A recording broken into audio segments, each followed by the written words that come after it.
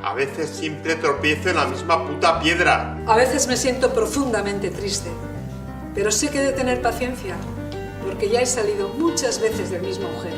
A veces pierdo la paciencia, pierdo los papeles, pierdo las virtudes, pierdo los principios. A veces me siento especialmente brillante.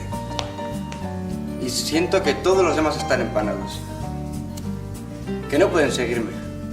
Entonces siento mucha frustración. A veces mi cabeza va muy rápido y no puedo dormir.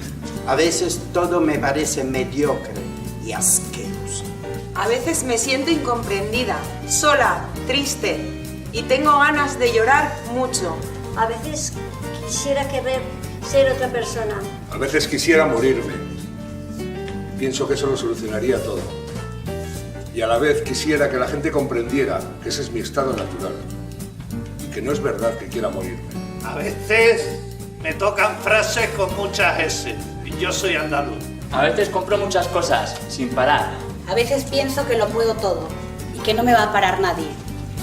Y a veces pienso que no valgo para nada, que mi vida es un desastre, que todo lo he hecho mal. A veces sé que voy a ser incomprendida.